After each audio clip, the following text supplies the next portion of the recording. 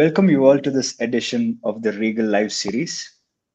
Regal Live is a weekly live where we enable coaches to build a commercially successful business by being the best that they can be. Today, I have the privilege to welcome our guest speaker for today, PK Narayanan. Thank you, PK, for joining us today. My pleasure. PK is a CEO coach and he has been a full time coach for the last 11 years. He helps CEOs scale up by being the best leaders that they can be. PK, you also regularly interact with us on a monthly basis at the ICF Bangalore chapter, Yep. building business series with PK. So Yep. today, dear viewers, listeners, I'm pretty sure that you will take a lot of value from what PK has to offer.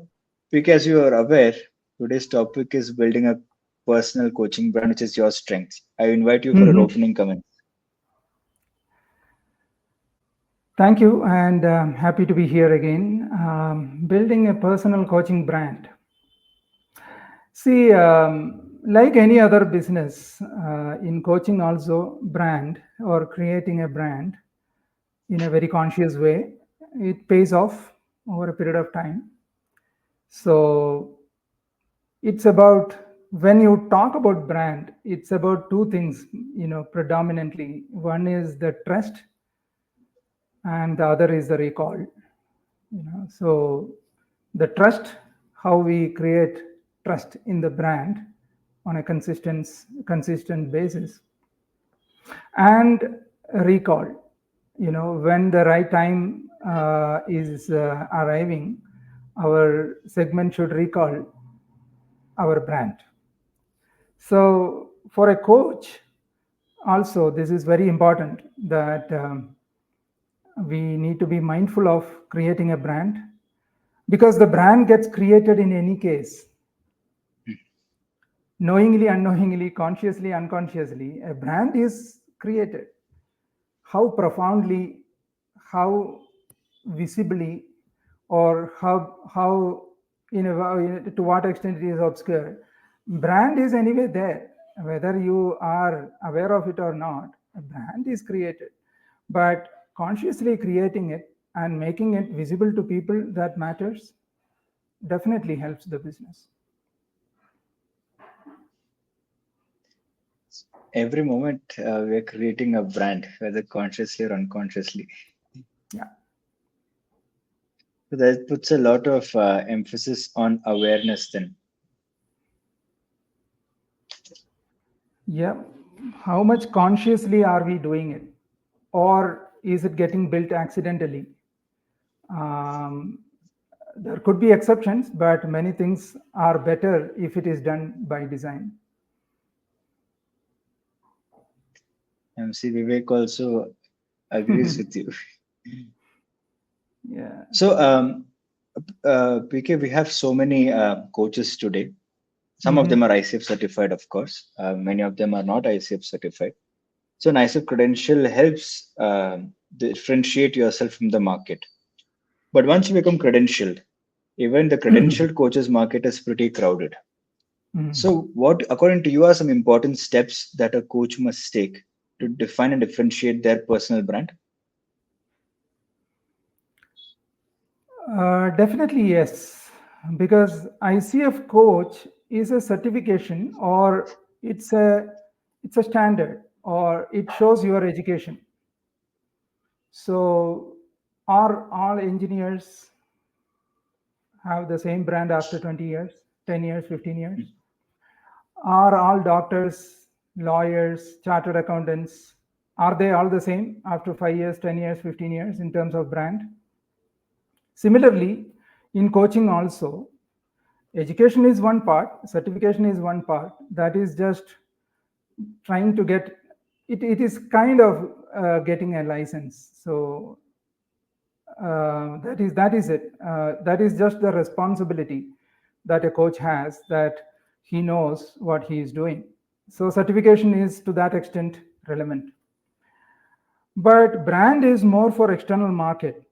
There are two kinds of situation there, since you asked about certification. One is that there are informed buyers who go for certified coaches, and there is equally a larger market which is uninformed, who just want solutions, and they will ask you what is ICF. So a majority of the market is still is in a manner in which they ask what is ICF. So which means that there is no branding that you get because you are certified. This is not reflecting on the ICF, the credibility of ICF or otherwise. It is just the awareness or lack of awareness in the market. So to that extent, in our personal brand, ICF is just an add-on, but not a, it is a, I mean, if I were to say, it is a frill, not the frock. Now, coming to our personal brand, which is the frock, which is more, tenured and more long-term. And probably only if you have a frock, you can have the frills. Now, that is what matters to build. So if you are asking how to define and differentiate your personal coaching brand, that is not likely to be by being certified, because as you rightly said in the question itself, there are the ICF certified coaches market is crowded. So how do we do that? So essentially here in the coaching context, branding is a process of creating a distinct identity for a coach in the minds of target audience. So the target audience for different coaches might be different or needs to be different, or for me, it has to be different. At its core, therefore, branding may consist of the target audience that we are visible to. I don't want the entire 140 crore Indians to recollect or recall who is PK Narayanan. I mean, I think I will be a great failure if I were to do that. But if some 5,000 CEOs who are there in Bangalore, if they recall PK Narayanan, that is a great success for me. So it is always the target audience who needs to connect with you. The brand building is with a target audience. Brand building is not carpet bombing, or brand building is not, shooting in the dark to every direction, 360 degrees, all the people. No, that is very tiring, and probably you will become a spend force before too long. But if it is target audience, and branding is about being visible to a section of society who is our target audience. So this is first and foremost. So your positioning is very important. Your position is extremely important in creating a brand. To whom are you visible? To whom you want to be visible? And how you will be visible, just to look at creating a differentiation there also, it might consist of a name, a logo if applicable or if possible, a visual identity in terms of some color palette, and values, and possibly the tone of your messaging or the consistency in the tone that you are putting ahead in omni channels, I mean multiple channels. So that is what creates the differentiation in the market space. That's a lot of content that you just gave now, PK. Frill and the frock, and showing up in the channel. And for me, the takeaway was it was very interesting when you mentioned if 1 crore Indians know me, then I have failed. So that was interesting. But then your statement after that made a lot of sense. If 5,000 CEOs know who PK Narayanan is, you have done your job. Yeah. So PK, trust and credibility is an important aspect of, if I may use the word, selling coaching. So for someone who's just starting out right now, what are the few steps they can take to build trust and credibility with their target audience? That's a good one. So how, as a starter, how do we create trust? See, trust, for creating trust, our immediate circle, who knows us or who we are familiar with and who are familiar with us, are always the low-hanging apples when you start your career of coaching. So the network, immediate network, it could be your friends, professional network, whatever. So there, to get noticed and to get references from them, if they know somebody who is our target audience, very important to make clear our positioning. Positioning will come from where? What we are aware of, what we are familiar with, what we are known for, in which circles are we known for. Being a coach, we don't need to forget or bury our past. In fact, we should use our past. So the life until now, we should use for our coaching business. Coaching is just a skill. It doesn't mean that I am agnostic or I can coach anyone from anybody to the Prime Minister of India. That may be theoretically right, but doesn't work at a marketplace. So practically, it holds no value. That kind of an attitude or that kind of approach doesn't help anyone anyway. So your positioning, whom you are trying to coach, it is not that you can't coach everyone. You can coach everyone theoretically, but you are choosing to coach a particular type of people for certain reasons. So creating a brand, even as a beginner, or creating the trust, that is the first and foremost. See, for example, my immediate past was being a consultant. For what? Consulting for scaling up businesses, consulting for growing businesses. And immediately prior to that was a CEO of a construction, real estate design construction company. So when I am doing something similar, I am likely to be trusted or not. Yes. Suddenly, if I come forward and say that I am a coach for sales and marketing people in FMCG, and if you are an FMCG company, are you likely to trust me on day one? No. So it's as simple as that. So we need to be sensible in choosing our niche. Unless there is a powerful reason why I can be a coach for sales and marketing people of FMCG companies, if there is a strong reason which I can prove, the matter is different. There could be exceptions like that. For example, I am connecting very closely with teenagers or young adults or 20 to 25, those who are entering the workforce. I have a passion for them. I have proved demonstrated ability in connecting with them, etc. That is a different story. So you need to find your story, why you are choosing a particular niche, so that you get the trust of that group. So we should be sensible. We should apply ourselves in choosing the niche. It cannot be what sells in the market. It cannot be everyone is doing it, therefore I am also doing it. It needs to be what suits me, so that people will trust their life with us. See, in coaching, it is even more difficult to earn trust, because in every other profession, most of the professions, you can just pay the money and you may not be impacted. If it doesn't work, another person and you can spend some money. But coaching is not like that. We are dealing with the being, we are dealing with the life of another. Therefore, earning trust and keeping trust and maintaining trust and enhancing the trust is of utmost importance for us as coaches. And how to earn it? Earn from people who are likely to trust you. So do that. That's a fantastic exercise. It is a great reflection, your question. Who is likely to trust me? Do coaching to them. That is one way of doing it. The other is to connect with a particular type of people. If you feel really strong with the pilots, for example, for some reason you are not a pilot, but you feel very strongly for them, and there is a real reason why pilots will trust you. If there is such a reason and you have demonstrated it, probably you will earn the trust from pilots.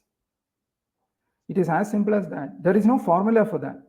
It is somebody's situation, context, and the person needs to really have the conviction that when I work with these people, I am likely to earn the trust. And once you have done it and then you have delivered value consistently, then your brand is built. And then it is only a question of enhancing that reaching out to more people of that particular category. We can remember one instance you shared with me that even if some of your prospects do not sign up immediately, you still stay in touch with them. You still create, share resources with them. Could you tell me a little bit about why you do that? Yes, it's just a mindset to give. Always give more is a fantastic trait that most of the great leaders practice. I have seen it from close quarters. Leaders give. They give more than they get. They give more than what they take. They give more than what they receive. And as a coach, I have chosen to do that. So I have a list of around 500 people who are in WhatsApp, who also have my number saved. Therefore, broadcast works. And these are not business account or anything. It is simple WhatsApp account that you and me and everyone else have. And if they have saved my number, I can have a broadcast group. So whatever I am posting in my website, the blogs, the videos, the articles, when I'm sharing some other article, somebody else article, somebody else viewpoint, some such things, whatever I am sharing in my LinkedIn, Facebook page, my blogs in my website, I share with this group of people, and most of them have not signed up. Most of them, meaning 90% of them, have not signed up for various reasons, main thing being affordability. So that's okay for me, because still I serve them. They get my thoughts, they get the insights, they get the tips, they get the practical things that they can apply in their own situation, context. They get the insights that they can reflect on and practice, even if they are not signed up or they are not paying. How this works is that it creates tremendous trust, isn't it? If you are getting something from me which is not expecting anything in return, absolutely, yeah, even if they are not signing up forever, I am fine with it, and many of them are.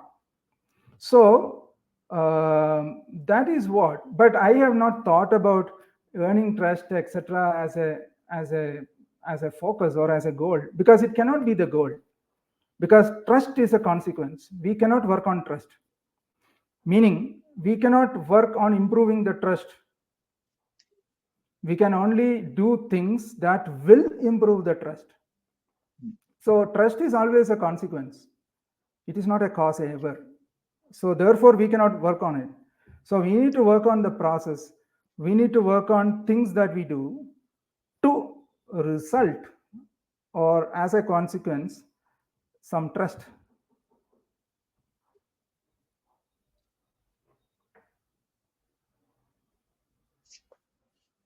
Trust as a consequence. So, PK, now a little insight into your coaching journey. What are some of the strategies? I'm sure you would have employed a lot of that, but now as a process, what are some of the strategies that you utilized in your own branding? Good one. See, first and foremost is, I think, is consistency. Consistency in the segment that you are servicing. For the last 11 years, I have not changed my target segment. I never had to change the target segment. And hopefully for the next 100 years, I won't change it. Second is the consistency with which we are visible, consistency with which we are sharing content, consistency in the color schemes, and including the attire that people see me in. Except in my personal situations, they will always see me in this gray and black pant and shirt. So these colors all have their own, whichever color that you choose, consistency. Consistently messaging that you are serious about what you are doing. See, as a client or as a prospect, they want to know only one thing: what will increase the perceived value? Many times this question comes up even in my monthly things that you talked about for the ICF Bengaluru chapter. Always this comes up: how do you price it and how do you expect somebody to pay your price? So it is always the perceived value. So when you are creating a perceived value, again it's a consequence. It is a sum total of many things that you do together, accumulated way, perceived value happens. One of the things that they are wanting to know is that you are serious with what you are doing. Never underestimate this, what I am saying. It has tremendous power. Somebody needs to think that this PK fellow is serious about what he is doing. That perception doesn't happen unless you are. You need to be serious about what you are doing. So, how would you come across as a serious guy doing what you are doing? Have some convictions, some values, some passion for what you are doing, and some devotion towards the target segment that you have chosen. People look at all these things, Anirudh, and brand creation is a sum total of all these things that you do. The way you speak, about what you speak, the tonality, the consistency in tonality, right? And staying invested in something and going deeper in it. We need to go deeper to go higher. So, how invested you are in what you are doing? How invested in not only coaching, how invested in coaching that particular segment on those particular areas, how invested you are,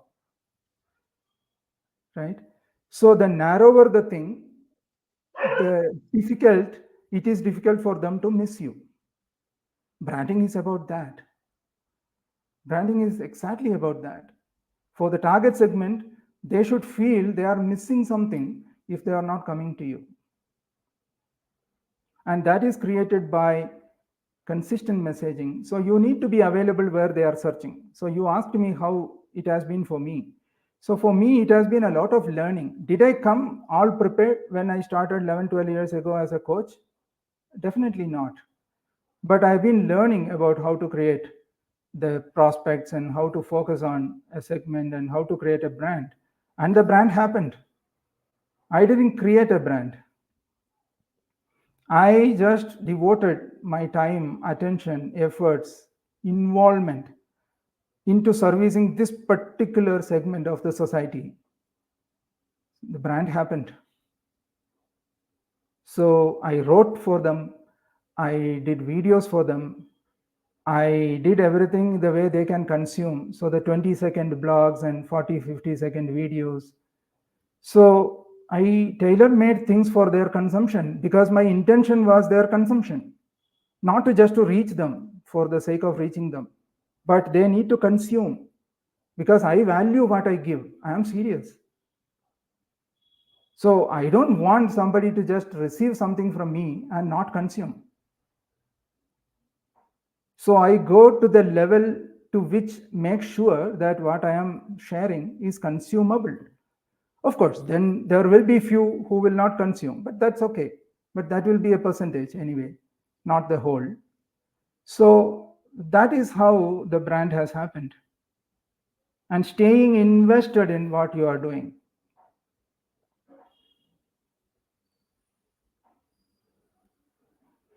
Okay, these last few minutes is just that's fantastic. In these few minutes, you have very beautifully put conveyed the effort that you have made in the last 11 years. And one thing that stood out is consistency. If I may take the liberty to use the word, it's not just devotion. I would say what you've embodied right now in the last few minutes is obsession for the client's well-being. Possible. And I never thought it's an effort because I enjoyed every moment of it and never looked like hard work any time for me. So, PK, I would thank you again for joining us today. We will be interacting very soon. in the next few live sessions that we have planned. Dear viewers, what we just witnessed is a small glimpse of what PK conveys over 2 days. So imagine it, these 25 minutes, we have captured quite a bit. But as Shah Rukh Khan says in the movie, Picture Abhi Baki Hai, there's so much more that we cover. We have a chemistry session where PK conducts a demo session. We have Mr. John and Mr. Subhash who convey coaching competencies because you need to be a great coach to be a commercially successful coach. So next edition is in Bengaluru from 14th to 17th November 2024. Thank you, PK. Wish you all a very good evening. See you on next Thursday at 9 p.m. IST. Thank you, Anirudh. My pleasure.